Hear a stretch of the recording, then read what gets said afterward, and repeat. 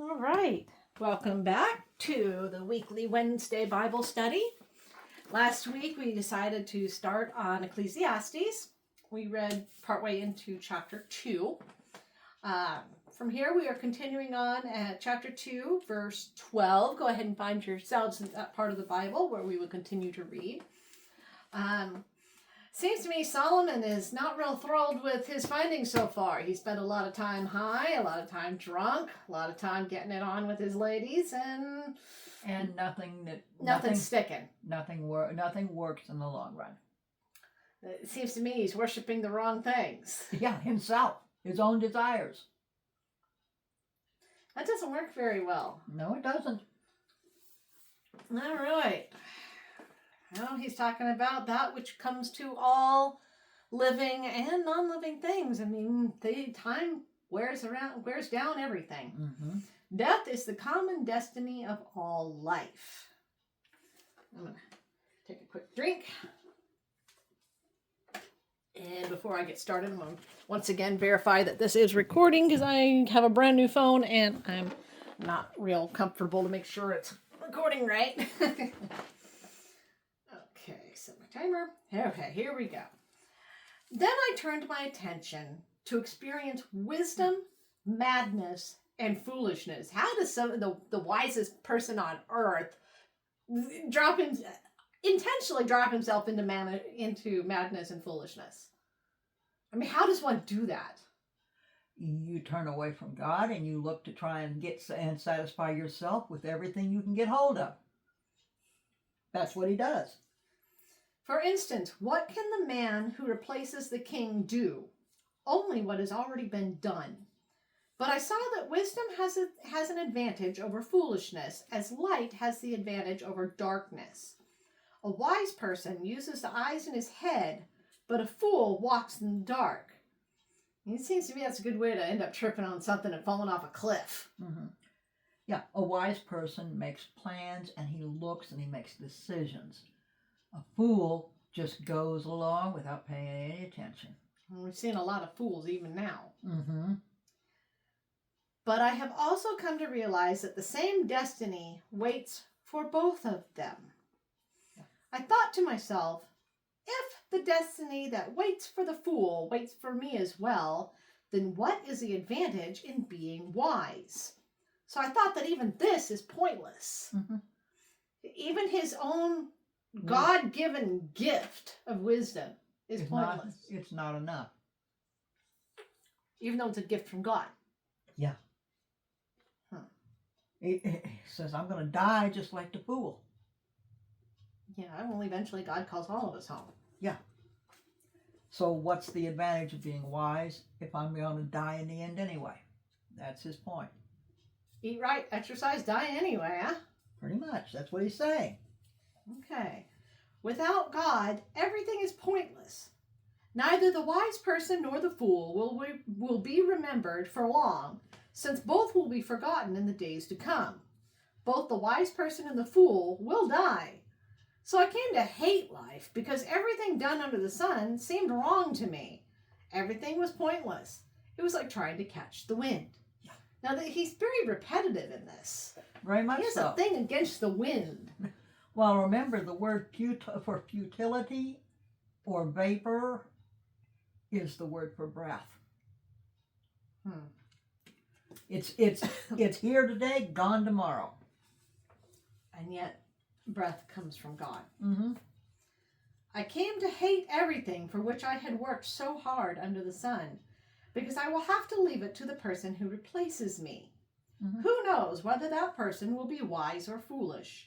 He will still have control over everything under the sun for which I've worked so hard and used my wisdom. Even this is pointless. Mm-hmm. Make sure I got the next page here. Yeah. Then I fell into despair over everything for which I had worked so hard for.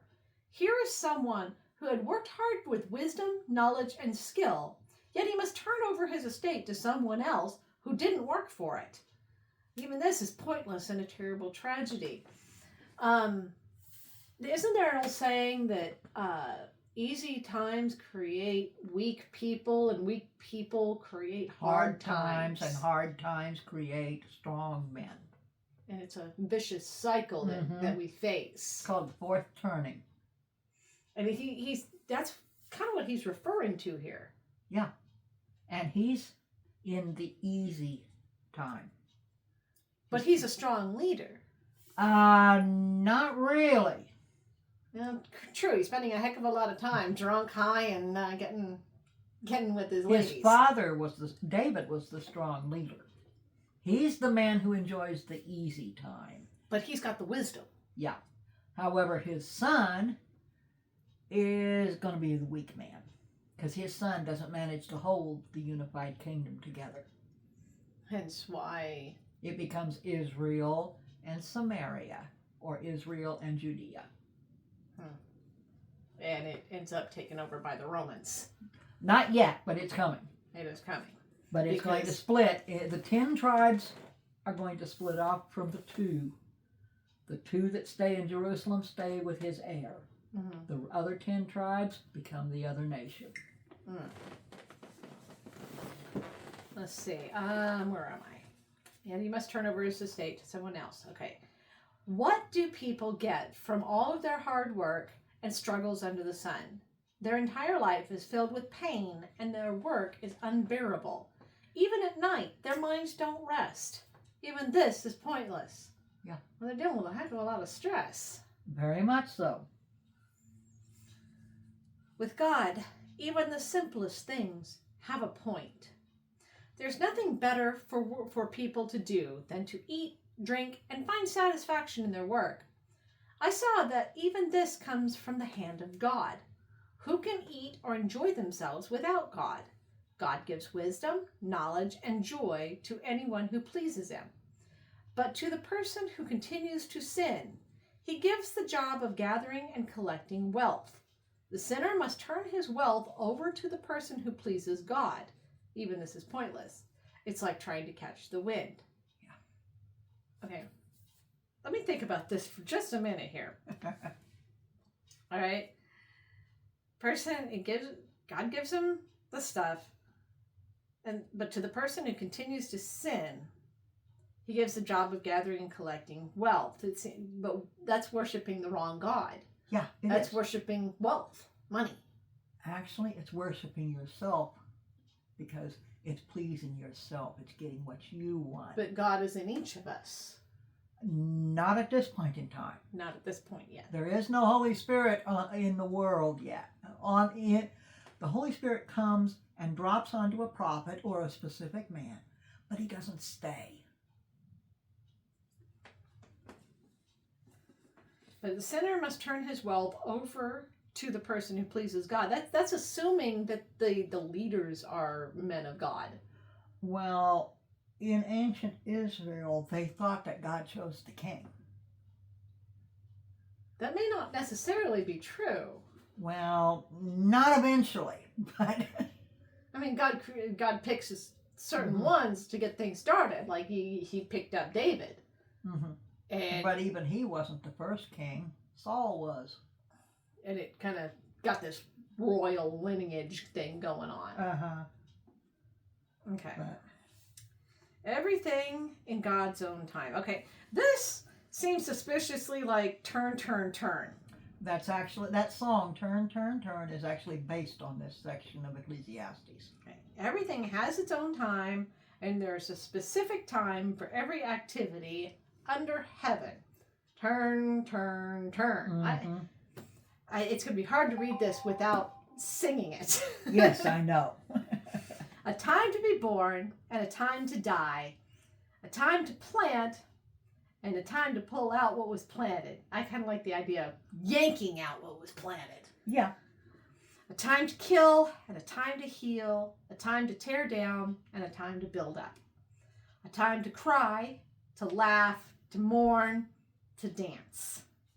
A time to scatter stones and a time to gather them.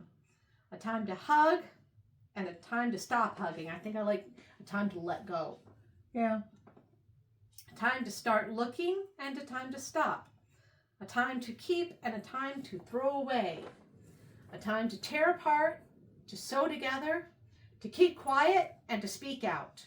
A time to love, time to hate, a time for war, and a time for peace. Yeah. There's a lot being said in that section. Yeah, there is.